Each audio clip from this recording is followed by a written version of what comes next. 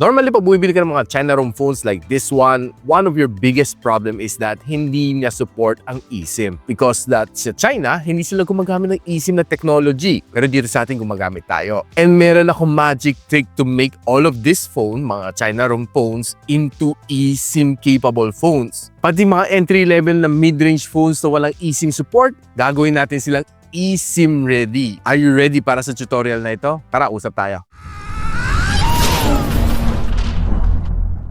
Now, kakalabas ang netong Smart Multi-SIM na eSIM Android upgrade. Well, medyo nakakalito yun, no? Upgrade ng eSIM ng Android phones. Meron mga ibang phones naman na Android na may eSIM support. Pati mga Samsung devices sa S-series, lahat may eSIM support. Now, ano nga ba meaning na ng eSIM upgrade for Android? It simply means na itong SIM card na ito, pag kinabit mo sa mga phones mo na walang eSIM support, magiging eSIM ready na sila. And based sa spec sheet nito, it comes together with one number na smart na hindi mo pwede matanggal, and pwede pa siya mag-host na 4 pa na other network na SIM card. So perfect siya if you have Globe SIM, you have Dito SIM na eSIM, and if you go out of the country like sa Japan, sa Hong Kong, yung gumagamit sila ng eSIM for travel data, pwede mo ilagay dito. So pakita ko sa inyo kung paano nyo pwede gamitin to its full potential.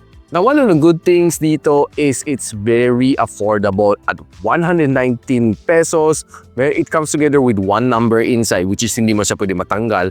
And it comes together with also 5 gigs of data, 10 minutes of calls, and meron din siya 100 texts for 3 days. Now, si Smart Multi-SIM is an eSIM upgrade for Android, meaning gagawin niyang eSIM capable ang inyong non-eSIM capable na Android phones. Lalo mga China ROM phones like this one. So, pilasin ko muna. By the way, mabibili nito sa Lazada, sa Shopee, link na popost ko on the description box below.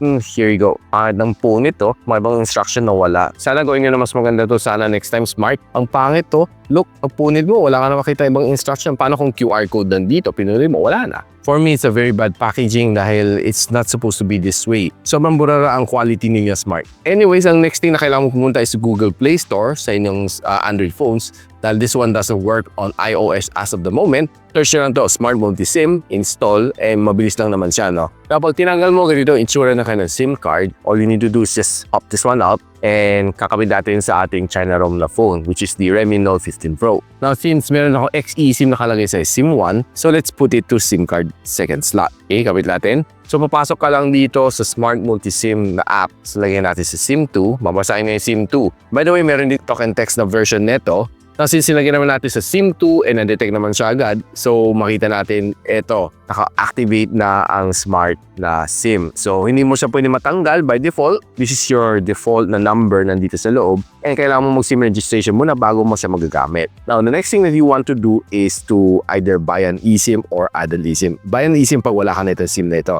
Or you can add an eSIM. Let's say mag-abroad ka, bumili ka ng eSIM sa Airalu, and dumating na sa inyo ang QR code nyo like this one. Ganito itsura niya. You can have different method on how you can add another eSIM, import from gallery, edit, enter ka na activation code, or just simply scan a QR code like this one. Yan, scan na natin. Ayan, since scan na natin, itong QR code na nilagay natin, activate na natin. Installing eSIM. Uy, incorrect activation code. It's because last month ko pa binili ito and I don't think may laman pa ito. So, nag-expire na siya. Let's just add another eSIM dito. And this happened, merong bago si Kick. So, try lang natin add dito. All you need to do again is to add eSIM, scan ng QR, activate. So, antayin lang tayo saglit. Make sure to register your eSIM pag hindi ka pala SIM reg.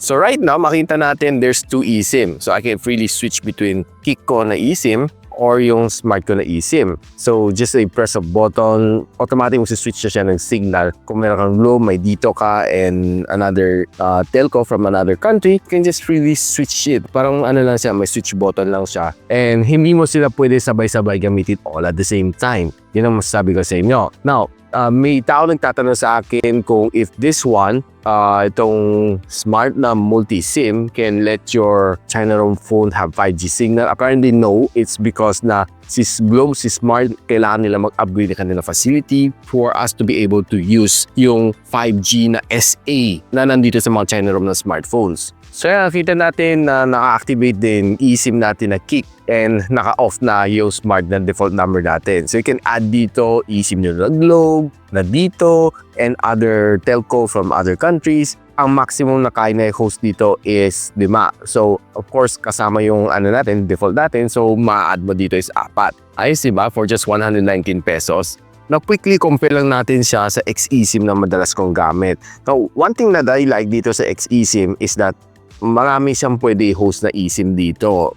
Unlimited eSIM na pwede mo i-host kanya, and you can also put it to your iPhone. No? See, which is basically the limitation is smart multi-SIM. For Android lang siya.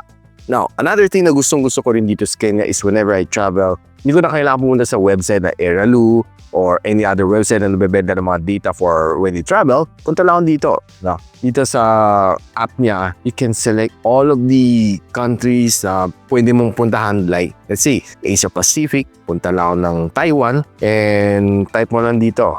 Want to go to Taiwan? Type mo lang Taiwan. Okay? Lalabas na yung mga possible na pwede mong pagpilian for Taiwan. And nandito lang ang mga presyo, no? So it varies. So depende sa packages na gusto mong kunin. Merong 2 gig, merong 3 gig, merong unli, no? So depende sa inyo. Ang dami mong choices na pwede mong gawin dito sa kanya.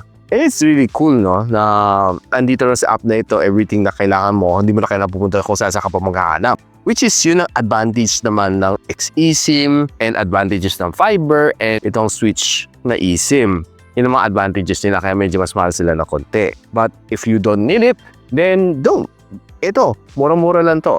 Smart multi-SIM. Kasi especially kung hindi ka nagte-travel, meron kang mga phones like si Tecno Spark Go 2, you have yung mga Nubia na Music Pro, you have the Redmi A5, yung mga na 3,000-4,000 pesos na phone for sure. Wala namang eSIM support yon. And you just simply want to try out the latest technology na eSIM, you can buy this one. Sobrang affordable at 119. And I highly recommend you to get one of these kasi sobrang okay siya. You'll be, let's just say, future-proofing yourself lang if you have this one. So if you travel out of the country, bonus na yon, di ba? Kasi hindi ka naman sabay-sabay lalabas na yung bansa, no? But there are some people na kasi meron silang SIM card from the other country na ni-store lang nila sa kanilang eSIM. Then, on-off ka lang, no? If you travel to that country, on ko lang.